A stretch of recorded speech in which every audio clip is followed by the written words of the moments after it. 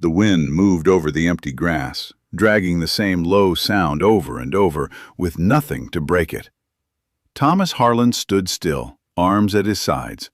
No tree, no creek, just grass, dirt, and a sky too wide to feel comforting. Sarah stood beside him, one hand on their daughter's shoulder. Ella looked up at her parents, not understanding why neither of them had said a word. The wind caught the edge of the receipt in Thomas's hand. The sound of that paper turned into the sound of another paper, unfolded on a kitchen table, months before. Thomas worked a forge that wasn't his.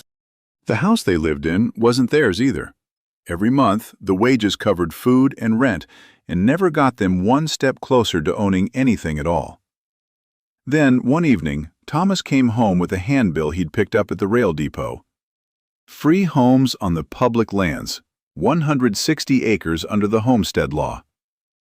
Sarah held the paper under the lamplight, and something in her eyes caught fire for the first time in a long while. They sold what they couldn't carry, put together every dollar they had, and headed west. Inside a small land office, a clerk turned through a plat map covered in squares, each one a 160-acre quarter section, still open, still unclaimed. Thomas put his finger on one, sitting up on the high ground a few miles off the plat. On paper, it was just a clean little square. Nothing on it said whether there'd be a tree standing on it or a drop of water within reach. He signed his name, swore he'd live on it and work it, and walked out with a receipt in his hand. The clerk. Your entry's on record now. 5 years and a lot of work stand between you and a patent. They followed the Platte Valley, where cottonwoods grew thick and green along the banks. Near a bend in the river, they came across a Pawnee family stopped for the night, making their way back to the settlement along the loop before the cold set in. A man walked over when he saw the wheel on Thomas's wagon had worked loose and helped lash it tight with a strip of rawhide. In return, Thomas shared what coffee and salt he could spare. That evening, the Harlans were invited to sit by the fire. The man's wife set an iron skillet over the coals. Not meat, not corn, but small grasshoppers, turned over and over until they went dark and crisp. With a few English words and simple gestures, the man explained that he had learned the method on a trading journey west years before. Catch them early while the cold kept them slow. Pull away the wings and hard legs, roast them through. Thomas did not catch every word, but the method was clear enough. He broke the wings off one and handed the rest to Ella. She bit down. Tastes like roasted nuts. Both families laughed low around the fire. By morning, the two families were headed different directions again. The farther they got from the river, the thinner the cottonwoods grew, until there weren't any left at all. Their claim sat up on the high prairie, miles off the tree line. The ground wasn't dead. Underneath that sunburnt grass was soil that would grow something, same as any of the prairie around it. But to a family fresh off the trains from back east, with no tree in sight, no water close by, nothing but a thick mat of grass roots underfoot, and a sky that could pour rain one week and go bone dry the next, it looked for all the world like nothing but hard, barren ground. The wind pulled at the hem of Sarah's dress. Sarah, it's not what we pictured. Thomas looked down at the receipt, then out across the empty field. Thomas, no. He didn't try telling her it'd be all right. Neither of them knew that yet. Sarah turned toward Ella, still standing by the wagon wheel. Sarah, first thing, we get that child a place to sleep. Thomas, right, we start there. They pulled the canvas down off the wagon. Thomas drove the stakes. Sarah pulled the ropes tight. Ella carried in whatever was light enough to lift. By dark, their shelter was nothing more than a sheet of canvas leaning into the wind.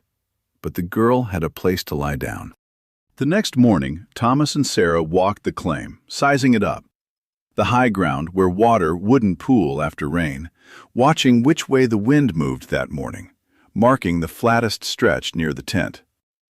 Sarah pulled up a handful of dirt and worked it between her fingers, feeling for what moisture still sat under the dry grass. No usable timber. Not enough stone worth building with. just grass, thick and rooted deep. Thomas picked a spot near the tent, set the spade against the ground, and threw his weight down on it. The blade sank a few inches and stopped dead, caught in a mat of roots woven tight as rope. He pulled it free and tried again. Same result. Off in the distance, a wagon was coming. Folks who'd been working this same stretch of country nearly 2 years longer than the Harlans had. And the first thing they'd notice was that Thomas was going about it the wrong way. The wagon pulled up slow, and a heavy-set man climbed down before it had even stopped rolling. Samuel Reed had been working his own claim 2 years now, long enough that the land didn't scare him anymore, though it still humbled him plenty. He walked over, looked at the spade stuck half in the ground, then looked at Thomas. "Samuel, you're fighting it." Thomas, "Ground won't give." Samuel, "It never does. Not to a spade swung straight down. You've got to cut it, not dig it." His wife, Margaret, came down off the wagon behind him, carrying a covered dish. She looked past Thomas to where Sarah and Ella stood by the canvas shelter, and something in her face softened. "Margaret, figured you hadn't had a hot meal in a few days." Sarah took the dish with both hands, and for the first time since they'd arrived, something in her shoulders let go. Samuel crouched down and ran his hand flat over the grass. "Samuel, this is buffalo grass. Roots run thick as your arm, tangled together tight. That's what's stopping your spade. But it's also what's going to build your house." He showed Thomas how it was done. Not a spade straight down, but a flat-bladed plow blade or a sharp spade turned sideways, cutting a long strip out of the sod like peeling bark off a log. Each strip about 2 feet long, a foot wide, 4 inches thick, grass side down. Stacked like brick, staggered so the seams didn't run straight through the wall. "Samuel, cut it too thin and the wall falls apart soon as the frost lets go come spring. Cut it right and it'll outlast the both of us." Thomas took the blade and tried it himself. The first strip came up ragged, the second, better. By the fifth, he had the rhythm of it. Sarah worked alongside him, laying the strips wall by wall, checking each row was level before starting the next. Ella carried water and small pieces from her mother to her father, feeling useful in whatever way a 7-year-old could.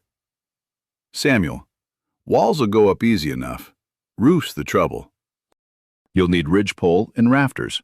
Can't cut those out of the ground." He nodded toward his own wagon. "Samuel, got some cottonwood cut last fall, more than I need this year, and a door frame sitting in my barn doing nothing but taking up space." Samuel, "And don't set that door facing north. Wind'll drive snow straight through it once the storms come." Thomas started to say something about paying him back, and Samuel waved it off before the words got out. "Next man who comes through here green as you were last week, you'll do the same for him. That's how it works out here." The walls rose over the next several days, not in one afternoon. Each course had to be staggered, the corners crossed and locked together, the openings braced so the weight above them wouldn't crush the door and window frames. When the wall stood high enough, Samuel returned with the cottonwood poles. The 2 men lifted the ridgepole first, then laid smaller rafters against it. Over those went willow branches and coarse prairie grass. Then a thin layer of sod and packed earth, pitched just enough to shed rain without piling so much weight it pushed the walls outward. By the time the last earth was spread over the roof, the canvas tent had been standing beside the house for nearly 2 weeks. Water was the next trouble, and it had no easy answer. For the first weeks, Samuel hauled water out to the Harlans by the barrel. Same trip he made for his own stock, just one more stop on the route. Thomas dug where Samuel told him to, low ground near a shallow draw where the water table sat closer to the surface than it did up on the flat. Samuel lent him a hand auger and what bracing boards he could spare, and the 2 men took turns at it, one working the shaft, the other staying at the mouth to haul up loosened earth and watch the walls for any sign of giving way. In the softer layers, they stopped to brace the sides before going any deeper. "Samuel, some men go 20 feet before they hit water out here. Some go 60. Can't tell you which one you'll be." They hit water at 31 feet. Over the well mouth, Thomas and Samuel built a wooden windlass, 2 upright posts, a horizontal drum turned by a hand crank, a length of rope, and a bucket. Turning the crank wound the rope in slow and even, letting them raise a full bucket without hauling the whole weight of it hand over hand. Ella wasn't allowed to draw water alone, not yet, but she could turn the crank herself with Sarah's hand resting over hers on the handle. With winter coming on and no wood to spare for burning, Margaret showed Sarah what to do about that too. Buffalo chips. Don't touch the wet ones, no good to anyone. You want the dry ones, sun-cured out on the grass for months already. They gathered on dry days, filling sacks, stacking what they collected under a lean-to shelter Thomas built against the side of the sod house, keeping it dry through any rain that came. Sarah was slow to warm to the idea at first, but the first time she fed a handful into the stove and watched it burn slow and even, without a single tree having to fall for it, she stopped thinking twice about it. By the time the first real cold came down, the sod house stood finished. Walls thick and solid, roof holding, one small window Margaret had given them from a house she'd since replaced, a door Samuel had carried over on the back of his wagon. The wind that had felt so bare and cutting out on the open ground now passed over walls 2 feet thick, and the house held its warmth against it. Snow piled against the north side. Inside, the stove burned low and steady on dried grass and chips, and the 3 of them sat through storms that would have torn straight through canvas and taken the tent down around them. Come spring, when Samuel and Margaret rode out to check on them, they found the sod house standing exactly as they'd left it. Roof unbroken, walls unmoved, smoke rising steady from the pipe. Didn't figure a man from back east would still be sitting here come March. Thomas. Didn't figure it myself, some nights. They shared a short, tired laugh, the kind that comes only after a thing's been survived, not before. Nobody in that house had built it alone, not the walls, not the well, not the warmth that got them through. Every piece of it had come from somewhere, a neighbor's hand, a lesson learned wrong before it was learned right, a bit of timber given without being asked twice. The land hadn't gotten any softer, but the family standing on it wasn't the same one that had stood there in the fall, staring at bare ground with no notion of what to do next. Spring came on slow, the way it does on the plains, frost letting go of the ground a little more each morning, until one day Thomas walked out and found the dirt soft enough to turn. He and Sarah broke a plot near the house, working the sod-turned soil with what tools they had. Samuel had told them what would take to this ground and what wouldn't. Corn, some wheat, a garden patch close to the house for what Sarah and Ella could tend by hand. Potatoes and turnips, too, planted deep enough that whatever came from above ground wasn't the only thing they'd get back. The rain came steady through those first weeks, enough that green came up thick and even across the plot. Thomas stood at the edge of the field some evenings just watching it, the way a man watches something he still can't quite believe is his. Sarah. Looks like it might actually take. Thomas. Looks that way. Ella took to walking the rows barefoot, counting the corn as it climbed past her knees, then her waist. She kept a small garden of her own along the edge, wildflowers she'd transplanted from the draw, tended with the same seriousness her mother gave the vegetables. There were evenings that spring that felt almost easy. Supper with fresh greens on the table for the first time since they'd left home. Samuel and Margaret riding over of a Sunday, the 4 adults sitting outside the sod house while the light went long and gold, talking about nothing that mattered much, just glad for the company. By that point, smoke rose most mornings from half a dozen claims scattered along that stretch of the valley. Families miles apart, but close enough to trade labor, news, seed, and the occasional Sunday meal. But as the weeks wore into June, something began to shift. The rain that had come so steady in spring started thinning out. A week between showers, then 2. The ground that had turned soft and dark began to crack at the surface, fine lines spreading between the corn rows like something drawn with a knife. Samuel, riding out one evening, looked over the field with a face that had seen a few dry stretches before. Not gone yet. Corn's got deep roots, but it wants rain, and it's not getting much." Thomas said nothing, just looked out at the rows, still standing green, but not near as tall as they should have been by that point in the season. Sarah kept working the garden regardless, hauling water from the well by hand to the plants closest to the house, doing what a bucket and an arm could do against a sky that wasn't cooperating. Nobody spoke much about what a bad harvest would mean. There wasn't any need to. Every family on that stretch of prairie had come out with just enough to get through a normal year, and not much more sitting in reserve if the year turned out otherwise. Still, the corn held on. Ears were forming, small but there. The garden, watered by hand, kept its color even as the open fields around it started to pale under the sun. For a few weeks that summer, it looked like they might just scrape by. Nobody on that land yet had any notion that the real trouble hadn't shown itself at all. It started with the light. Late July, in the afternoon sun that should have been beating hard and yellow across the field turned strange, dimmer, like a cloud had crossed it, except there wasn't a cloud anywhere in that sky. Then came the sound, a low hum, steady, growing, until it didn't sound like insects at all anymore. It sounded like rain coming, except no rain had ever sounded quite like that before. Sarah stepped out from the sod house and looked up. What she saw wasn't a cloud. It was a swarm, stretching from one edge of the sky to the other, so thick it blotted out the sun in patches as it moved. "Sarah." "Thomas." He was already outside, already looking up. They came down on the field like something pouring out of the sky.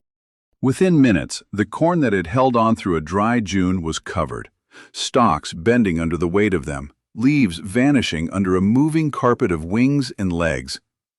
Thomas grabbed a burlap sack and ran for the field, swinging it wild, trying to knock them clear. It did nothing. For every one he cleared, 10 more landed in its place. Samuel and Margaret came riding hard from their own place, faces already telling the story before either of them said a word. Their own fields were going the same way. "Samuel, can't stop the swarm. Only thing we can do is save what's close to the house." They worked fast, canvas dragged out and thrown over the garden rows nearest the sod house, weighted down at the edges with stone and dirt to keep the wind and the insects from working it loose. Thomas and Samuel dug a shallow trench around the plot, setting a smoky fire along it, hoping the smoke might turn back what canvas alone couldn't stop. It slowed them. It didn't stop them. By the time the worst of the swarm had passed over, the canvas was riddled with holes, chewed clean through in places. The leaves underneath were gone. Corn stalks in the main field left standing bare and stripped, nothing left above ground worth harvesting. Sarah knelt at the edge of the garden plot once the swarm had thinned and dug her hand into the soil beneath the ruined canvas. Her fingers closed around something solid. A potato, whole, untouched below the surface where the swarm had never reached. "Sarah, they didn't get everything." It wasn't much. A portion of the potatoes, a few turnips pulled up whole from beneath the wreckage of leaves above. Not a harvest, but not nothing either. Inside the sod house, the wooden seed chest sat closed exactly where Sarah had kept it all along, latch shut tight. She'd never once left it open, not even in the rush of the swarm coming down. She lifted the lid now with hands that were shaking and found the seed inside untouched, dry, whole, safe. "Thomas, good thing you never took to leaving that open." Sarah never saw the sense in it, figured it'd matter someday. Neither of them said the rest out loud, that without what sat in that chest, there'd be nothing to plant come spring, no matter what happened between now and then. That evening, with the field stripped bare and the family sitting quiet inside the sod house, Sarah noticed something crawling near the doorway. A grasshopper, sluggish in the cooling air, one of thousands still scattered across the grass outside, untouched by the smoke and the fire that had been set out at the field's edge. Something in her stilled. She thought of a fire beside a river a long time back, an iron skillet, a man's hands showing, without words, how it was done. Sarah. Thomas? He looked up. Sarah. I remember something. From that family we met on the road out here. Before first light the next morning, while the cold still had the insects slow and heavy on the grass, Sarah and Ella went out with a sack, not near the trench where the fire and smoke had done their work, but out along a clean stretch of grass on the far side of the house, where nothing had touched them. They caught what they could, careful, unhurried. Back inside, Sarah set the iron skillet on the stove, same as the woman by the river had done, and worked the grasshoppers over the heat until they went dark and crisp. She pulled the wings free, and the hard hind legs, same as she'd been shown. Thomas ate first, without much to say about it. Ella ate without complaint, same as she had the first time, a year before. When Samuel and Margaret rode over that afternoon, Sarah offered the same to them. Samuel looked at the plate for a long moment. Samuel, I'd sooner eat my own boots. Sarah, might come to that too, the way they've been chewing through everything else. Margaret laughed, short and tired, and took a piece before her husband did. Samuel didn't touch it that day. The next evening, quiet, without making anything of it, he sat down and ate a bowl without a word about it either way. Nobody made him say anything. Nobody needed to. It wasn't much. It wasn't going to carry a family through a winter on its own. But mixed into what cornmeal they had left, it stretched a pot of mush a little further than it would have gone alone. And out on that stretch of prairie that summer, a little further mattered. Word came in from up and down the valley. The same story on every claim. Fields stripped bare. Gardens half saved if they were saved at all. Families sitting down together to count what they had left and what they didn't. Samuel had the strongest horse left standing in decent shape, and he rode for the nearest rail siding, the better part of a day's ride, hoping to find word of relief. He came back that first time with nothing but word that relief was being organized further east.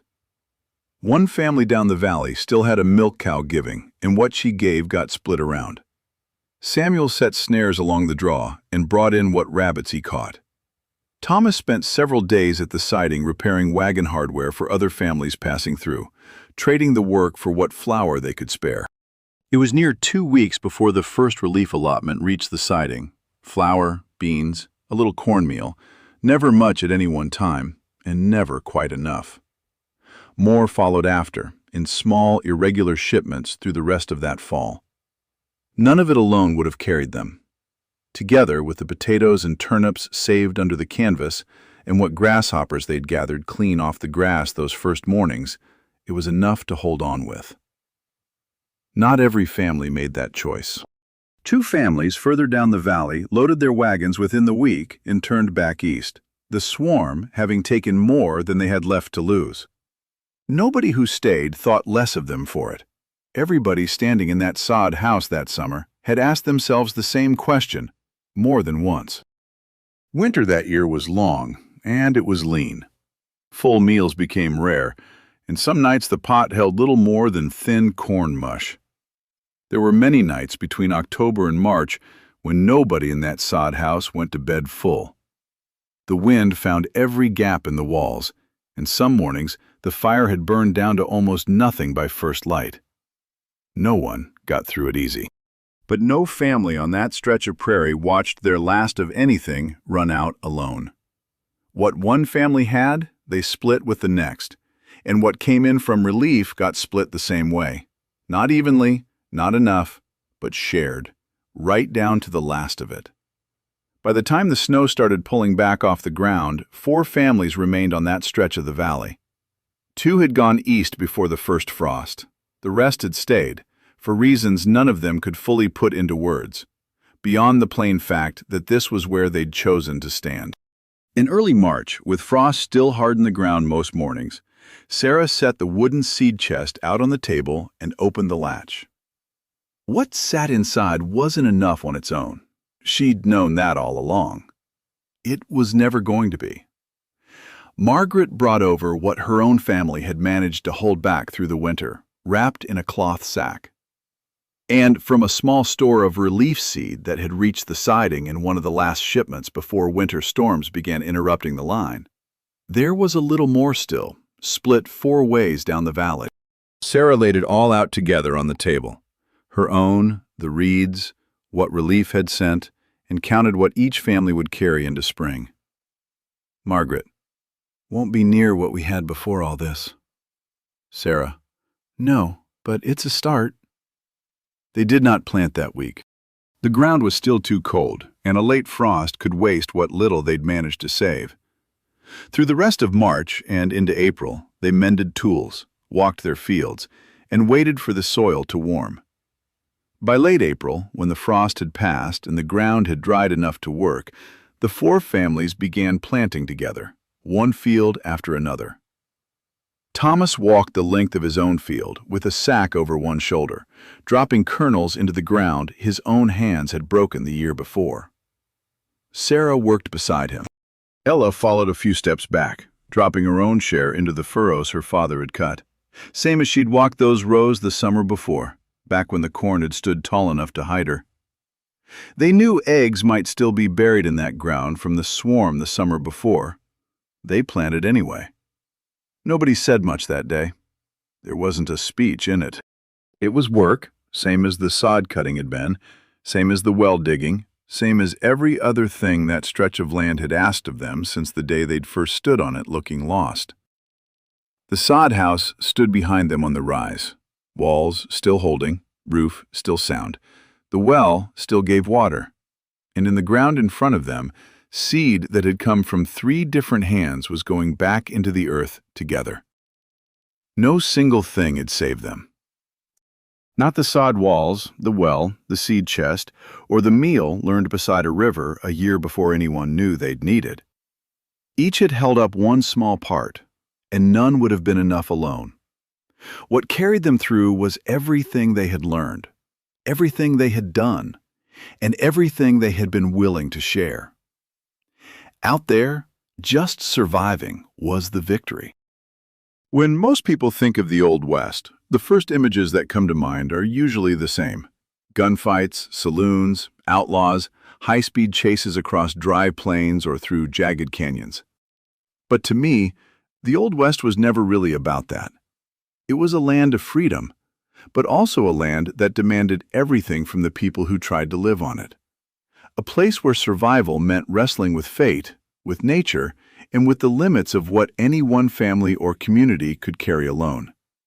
Sometimes that meant vast ranches, herds of cattle or sheep stretching 1,000 strong across open range. And sometimes it meant something much smaller, a patch of green corn or vegetables holding on stubbornly against that endless backdrop of dust, gold grass, and red earth. It was a place built by people who had nothing but their own hands, their own judgment, and whatever they could learn from one another, and who used exactly that to endure, and eventually, to grow. That's the story we try to tell here, one homestead at a time. If stories like this one mean something to you, consider subscribing to Wild West Life. And if you've got a moment, tell us in the comments, what does the Old West mean to you?